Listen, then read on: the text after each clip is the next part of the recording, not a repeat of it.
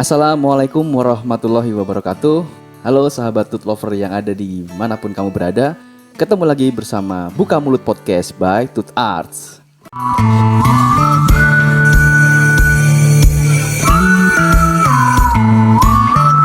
In 5, 4, 3, 2, 1 Buka mulut and action.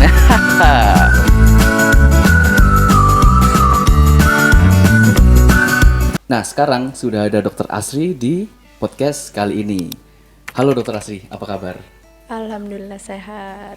Sehat. Nah, gimana dokter? Jadi style saya gimana nih hari ini? Podcast hari ini gimana? Dengan baju tidur anak-anak. Iya, jadi karena kita mau ngobrolin tentang gigi anak, jadi kita sesuaikan temanya gitu ceritanya. Nah, Dr. Asri, bener ya, hari ini kita mau ngomong soal gigi anak ya? Iya. Boleh cerita sedikit nggak? Gimana, pernah punya nggak pengalaman mentreatment gigi anak itu? Pernah. Biasanya kalau terlalu kecil, anak-anak yang masih terlalu kecil tuh kadang rewel.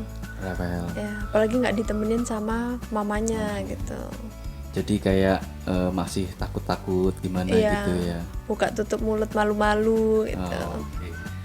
Nah, kebetulan kemarin itu di konten YouTube Tooth Arts itu kan ngebahas tentang tipe pasien anak. Nah, sekarang ceritanya podcastnya integrated ke sana nih. Kita membahas tentang gigi anak. Nah, sebetulnya sejak kapan sih gigi susu itu tumbuh gitu?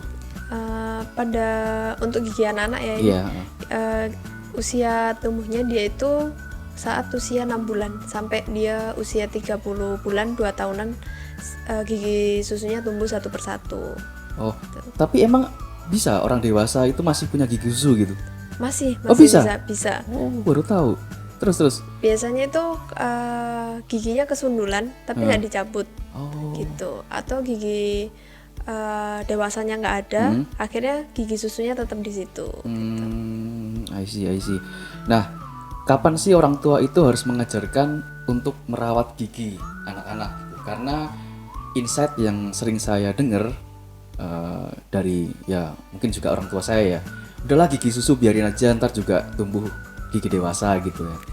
Yang terjadi adalah anak-anak ini akhirnya tidak aware dengan kesehatan gigi gitu dokter.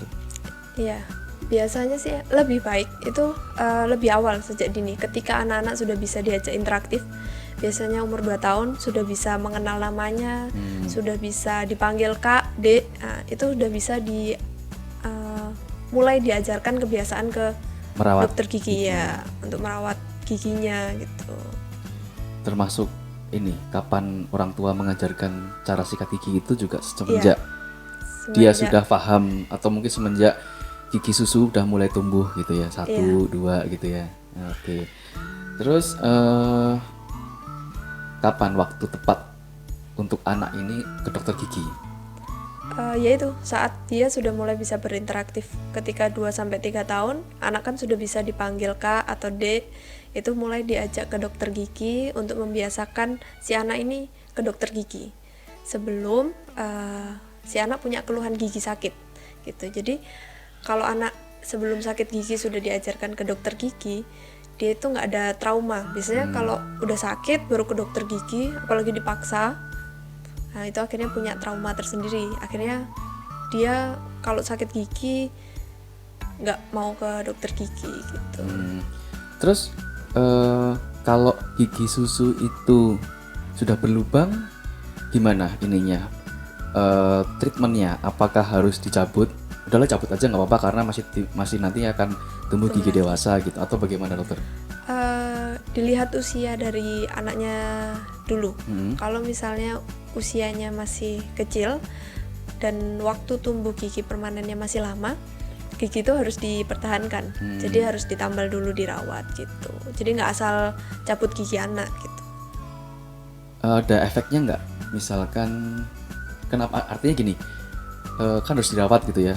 Kenapa? Ada efeknya nggak ketika masih kecil udah dicabut gitu misalkan?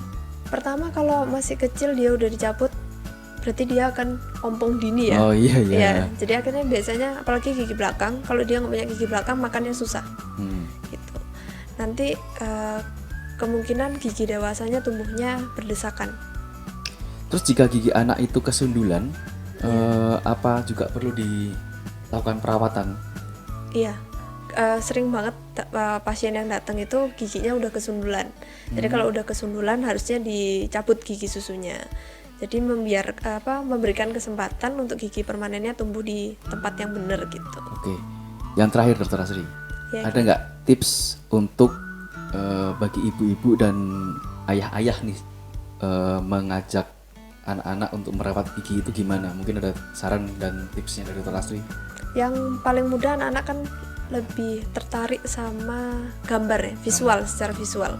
Jadi bisa dilihatkan di YouTube sekarang kan banyak cara sikat gigi yang baik gitu.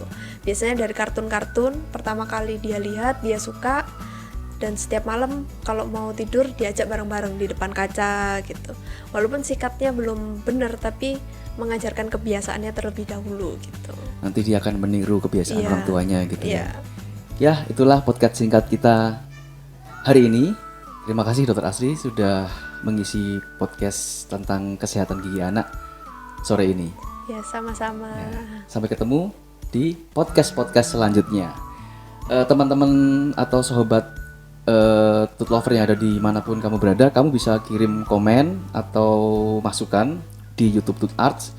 Kira-kira mau membahas kasus gigi apa? Nah, itu nanti kita bisa bahas di podcast selanjutnya. Oke, Dokter Asri, terima kasih banyak. Sampai Iya, ketemu. sama-sama. Sampai ketemu lagi di podcast berikutnya. Amin. Terima kasih. Wassalamualaikum warahmatullahi wabarakatuh.